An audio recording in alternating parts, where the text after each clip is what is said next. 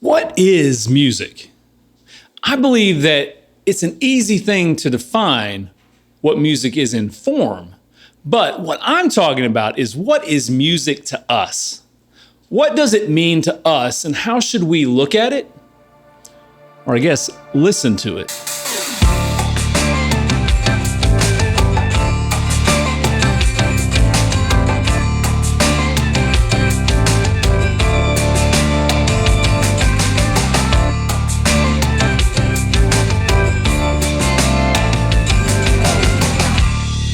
Music is defined by a certain Mr. Webster as vocal, instrumental, or mechanical sounds having rhythm, melody, or harmony, or as the science or art of ordering tones or sounds in succession, in combination, and in temporal relationships to produce a composition having unity and continuity. Well, I guess that's music, but that is also not music at all at the same time, at least from my perspective. For me, I have a slightly different expression of what I believe music is. I think it could be expressed as something along the lines of sounds of a tonal or percussive nature that, when combined in melodic and harmonic and rhythmic ways, create a series of sounds that express the writer's and player's thoughts, emotions, beliefs, and abilities. See, to me, the elements that the Webster definition left out, which are crucial to what I believe music is, are the thoughts, emotions, beliefs, and abilities of the writer and the players.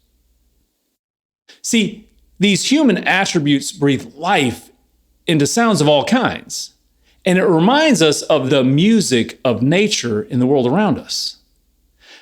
The music that the world plays for us every day is amazing. Birds singing, thunderstorms rumbling, wind whistling, dogs barking, train cars clacking away down the rails. These sounds that we often take for granted but are amazing are in a sense a form of music, but still not the form that we have come to understand as music through the course of time. See, music is still so much more than that, so much more than just sounds. Music is good and bad and everywhere in between. And no, I'm not talking about a genre of music that you don't personally prefer. All styles of music are viable, from country to classical, from rock to hip hop, from electronic to jazz, metal to R&B. Every genre of music is music. Honestly, I believe that your personal preference to styles of music has absolutely nothing to do with what is and what isn't music. In fact, if you've ever said, "That ain't real music," ever in your life, then you've potentially done two things. First, you've probably been patently wrong. And second, you've probably been offensive to someone who loves music as much or maybe even more than you do. We shouldn't let our lack of understanding and honestly fear of musical genres prevent us from experiencing what those other genres have to offer. A specific style of music may still not be your cup of tea, but I'd argue it's still as much real music as the music you love. So what does make music good then? Well, I believe that music is good or bad based on the merits of the abilities of the writers and players and the expectation of their audience. So let's say when a 5-year-old writes his first musical piece and plays it for mom and dad. In that moment, regardless of the kid's musical ability, the song is truly great.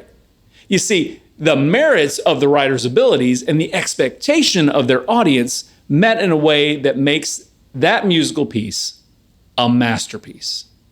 Conversely, if a world-famous band, say U2, phones in a new single and it's not up to the standard of a song like With or Without You, then unfortunately, it is bad music, at least from the perspective of the merits of the writer's known abilities and the unbelievably high expectation of their audience. Man, this is an extreme example of how fickle we are as consumers of music, most of the time.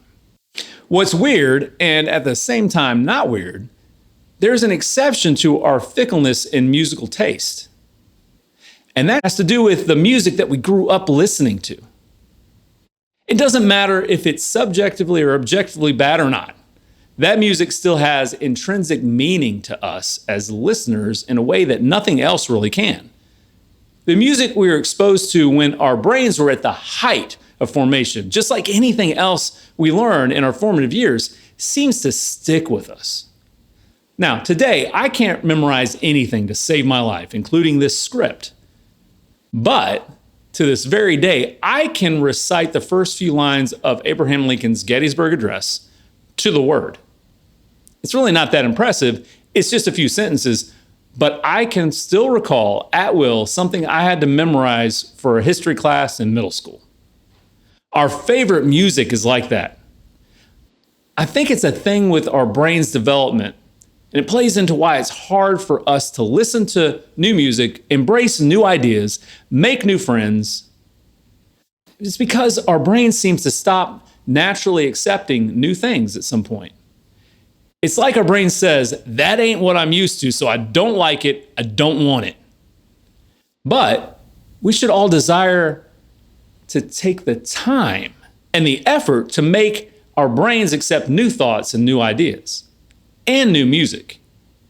Stagnation in our life, in our thoughts, and in our beliefs can make us too one-dimensional.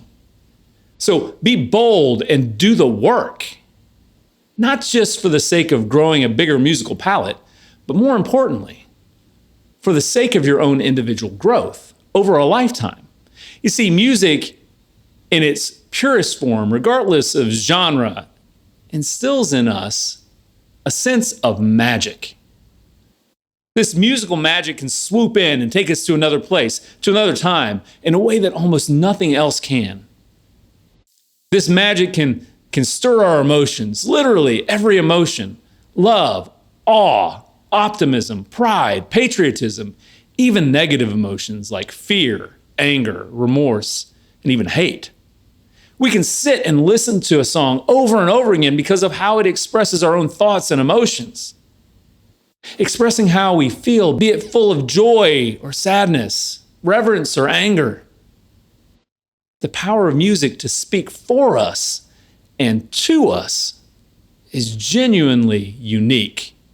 There is a magical ability for music to be familiar from the first time we hear it, like a best friend you never met. And it can still feel just as fresh every time we hear it, even after hearing it hundreds of times.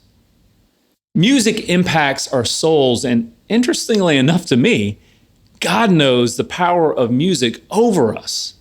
The Bible says that God sings over his people.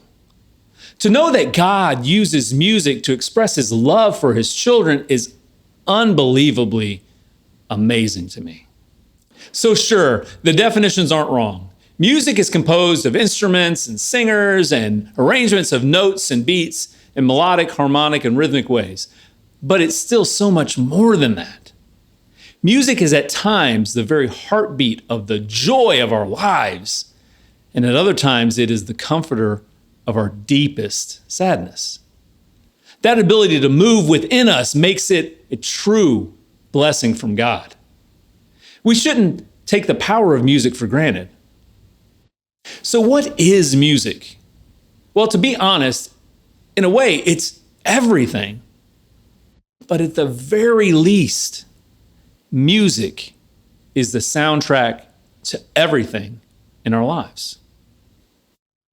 So what do you think about music? What are the attributes of music that move you the most? As you ponder that, I want to encourage you to go, create, and be a blessing. You can support our channel by subscribing, hitting that bell icon to get notified when new content comes out, and liking our videos. If you'd like to consider supporting our team financially, there's a link in the video description with more details. Those things will help our channel for sure, but if you do nothing else, please spend some time in the comments of our videos encouraging one another to create, to help others create, and to help grow that creative nature within us all. Oh, and you can check out these videos too. Thanks. We'll see you again soon.